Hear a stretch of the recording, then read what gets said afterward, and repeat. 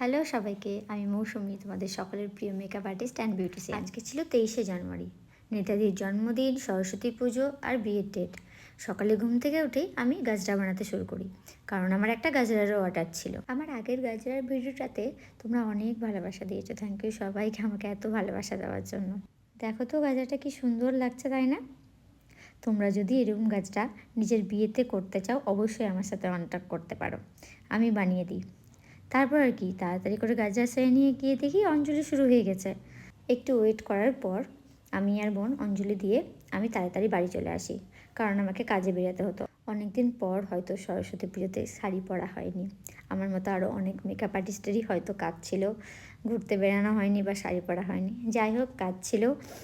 আমার একটা ব্রাইড ছিল, দুটো পার্টি মেকআপ ছিল। তো চলো তোমাদের সঙ্গে লুকগুলো শেয়ার করব।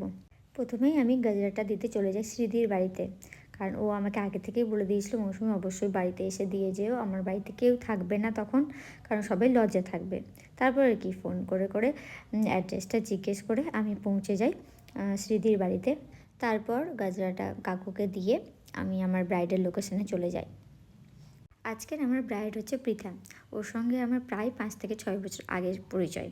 দিদির বিয়েতে সঙ্গীতের লুক আর বিদায়ের লুকটা আমার কাছ থেকেই করেছিল। তো পৃথা ভেবেছিল যে মৌসুমীর কাছ থেকেই সাজবো। দেখো আমার ব্রাইডকে, মেকআপ করতে করতে আমার ব্রাইড মাছ ভাত খাচ্ছে। ও সারাদিন কিছু খায়নি, কাকিমা বললো অল্প করে খেয়ে নে। আমিও বললাম ঠিক আছে, খাইয়ে দাও।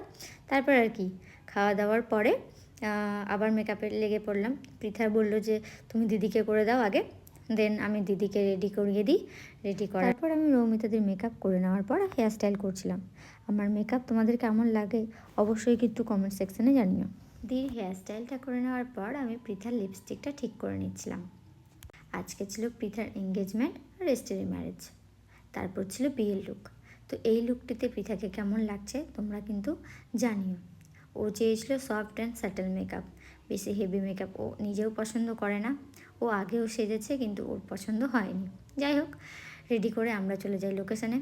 গিয়ে দেখি ব্রাইডের ফটোশ্যুট চলছে। ঘরে ব্যাগটা রেখে দিয়ে এঙ্গেজমেন্টের ট্রেটা রেডি করে দিলাম। বাইরে ওদের রেজিস্ট্রি হচ্ছিল।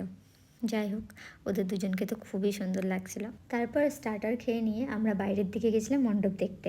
মণ্ডপটা তো ভীষণ ভালো সাজানো হয়েছিল। আর তারপর আমরা মকটেল খেলাম। খেয়ে নেওয়ার পর মণ্ডপটা দেখছিলাম যে কী সুন্দর লাগছে মণ্ডপটা, সত্যি ভীষণই সুন্দর লাগছিল মণ্ডপটা। তখন আমাদের কোনো কাজ ছিল না, একটু থেমে আমাকে পৃথাকে আবার রেডি করতে হতো। এই যে আমরা ভিডিও করছিলাম। তারপর আমরা রুমে চলে যাই। ওকে তাড়াতাড়ি করে শাড়ি পরিয়ে দেবাঙ্গনাদিকে বললাম যে তুমি তাড়াতাড়ি করে গয়না দাও, সব সেট করে দিই। সব গয়নাগুলো বের করে দিচ্ছিল, আমি আস্তে আস্তে করে পরিয়ে দিচ্ছিলাম। আমাকে শুধু একটু আই মেকআপটা চেঞ্জ করতে হতো, মাথায় কলকা করতে হতো, হেয়ারস্টাইল চেঞ্জ করতে হতো। হেয়ারস্টাইলও খোলার মধ্যেই চেয়েছিল, আর কলকাটাও ও নিজের পছন্দ মতোই চেয়েছে। আমার তো পুরো বারবি ডলের মতো লাগছিল পৃথাকে দেখতে। দেখো কি মিষ্টি লাগছে, তাই না? তারপর আমরা একটু ওয়েট করার পর ওদের শুভ দৃষ্টি আর মালা বদলটা দেখে আমরা বেরিয়ে পড়লাম। অনেকটাই রাত্রি হয়ে গেছিলো, বাট খুব সুন্দর লাগছিল ওদের দুজনকে দেখতে। তারপর আমি আর দিদি বাড়ি যাওয়ার জন্য বেরিয়ে পড়ি। তখন ঘড়িতে বাজে 11টা 40। রাস্তা পুরো ফাঁকা, হাসিও পাচ্ছে যে কী করে বাড়ি যাব। তারপর আমি আর দিদি বেরিয়ে পড়লাম। তো আজকের ভিডিওটা এখানেই শেষ করছি। তোমাদের সঙ্গে আবার নতুন কোনো ভিডিওতে দেখা হবে। আর আমার কাজগুলো তোমাদের কেমন লাগছে অবশ্যই কমেন্ট করে জানিও। আজকের মতো টাটা।